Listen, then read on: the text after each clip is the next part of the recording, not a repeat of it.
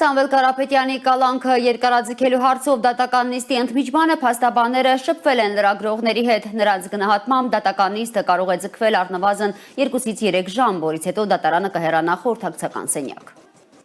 18 հատորից է բաղկացած, շատ ծավալուն, եթե տեսնում եք ժամեր շարունակ մենք հարցեր ենք տալի վարույթն իրականացնող մարմնին ու կարելի ասել չի լինում որևիցե հարցի հստակ պատասխան, քանի որ այս քրեական գործը ամբողջությամբ կարելի ասել Սամվել Կարապետյանին բացարձակ չի վերաբերում, ինքը շինծու, ապօրինի ու անհիմն գործ է, վարույթն իրականացնող մարմնի միակ հույսը նրա վրա է, որ դատարանների նկատմամբ ինչ որ ենթադրյալ ճնշումներ բանեցնել կլինի կամ չգիտեմ ինչ որ միջոցներով իրենց հաճո որոշումներ ստանան, օրինակ ես խորը հիասթափված եմ, ճիշտ է իմ խոսքը այդ ժամանակ մի քիչ բարբառային էր, հա, որ ասեցի Վճռաբեկ դատարանին բզել են, որոշում են ստացել, բայց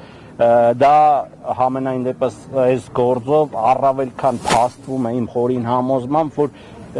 այդ հապճեպությամբ Վճռաբեկ դատարանը չէր կարող նման որոշում տալ։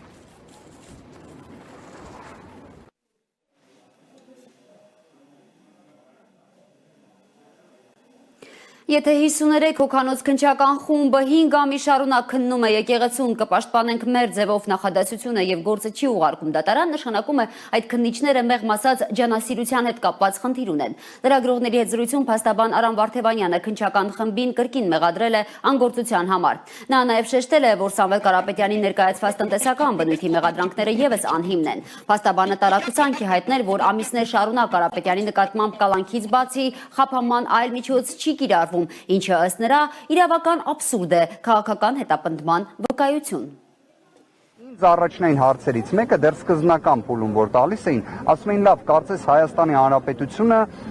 որոշակի առումով ժամանակակից երկիր է, չէ՞։ Ձեր քրեական դատավարության օրենսգրքում այլ խափանման միջոցներ բացի կալանքից չկան, որովհետև իդեպ ես քանիցս սրա մասին խոսել եմ, Սոմալիում էլ կան այլընտրանքային խափանման միջոցներ, բայց նաև Հայաստանում կան այլընտրանքային խափանման միջոցներ։ Հիմա ոնց է ստացվում, որ օրինակ տնային կալանք, գրավ, վարչական հսկողություն, դրանցից ոչ մեկը չի կիրառվում Սամվել Կարապետյանի նկատմամբ արդեն 5 ամիս։